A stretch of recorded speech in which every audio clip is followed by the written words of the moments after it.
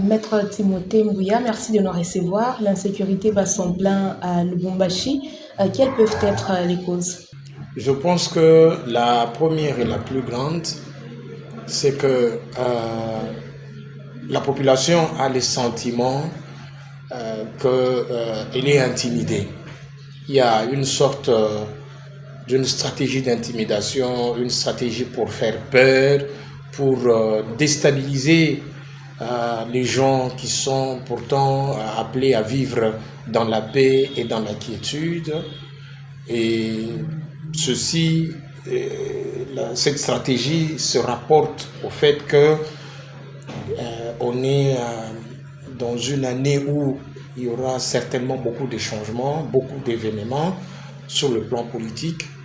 Parmi les événements les plus attendus, c'est la mise en place de cette commission chargée de revoir ou de modifier la Constitution.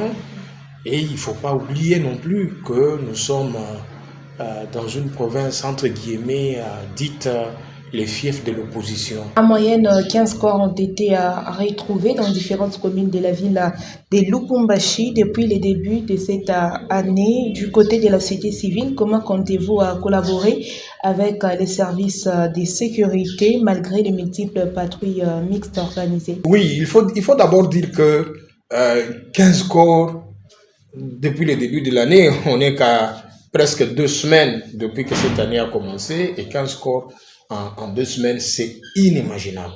Ça fait une moyenne d'un corps par jour.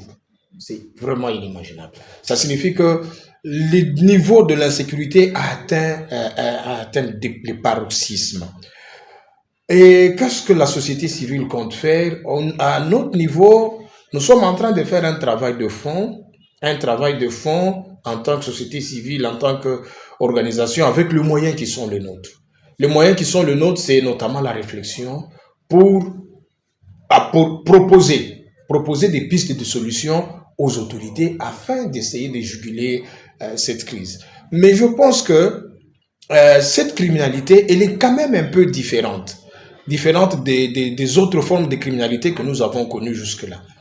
Parmi les autres formes de criminalité que nous avons connues, il y a eu des attaques des résidences. Bon, des gens viennent dans une résidence, ils s'en prennent aux habitants, ils prennent la nourriture, ils prennent l'argent, ils prennent les biens matériels et peut-être même ils commettent un peu de forfait et puis ils partent.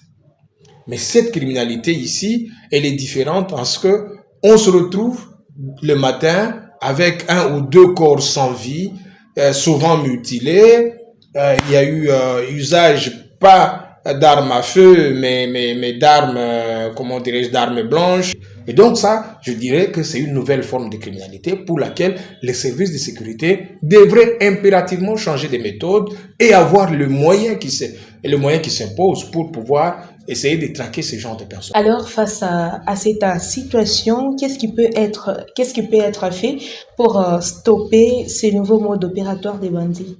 Alors, je crois qu'il faut d'abord sensibiliser toutes les couches de la population. Ça veut dire que d'abord, vous avez les couches comme les motards, comme les taximens ou comme d'autres personnes qui font des activités à des heures tardives. Alors, ces gens, je pense que maintenant, ils doivent comprendre que soit on ne travaille plus assez tardivement, ou soit quand on travaille assez tardivement, on doit se faire accompagner d'autres personnes, ou on doit à tout moment signaler le mouvement à une personne de plus proche pour essayer de suivre en cas de problème. Pour ce qui est des justiciers ASBL, quelle contribution apporter sur cette question d'insécurité qui ne fait que prendre des allures inquiétantes parce que la société civile est partenaire du gouvernement? Notre contribution n'est pas en termes d'argent, notre contribution n'est pas en termes de finances ou en termes techniques, mais notre contribution est simplement en termes de conseils. Nous faisons des analyses, nous faisons des projections et nous conseillons, nous demandons au gouvernement, par exemple comme maintenant, nous avons demandé au gouvernement de mettre suffisamment de moyens à la disposition de nos éléments de police, de multiplier les patrouilles ou d'aider à ce que les différents coins, les différentes zones qui sont dans l'ombre puissent être suffisamment éclairées pour éviter que les criminels ou les bandits ne puissent opérer la nuit ou quand il fait sombre. Et là, nous demandons également à la population de se mobiliser et de collaborer avec l'autorité. Maître Timothée Mbouya, merci d'avoir répondu à nos questions. C'est à nous de vous remercier.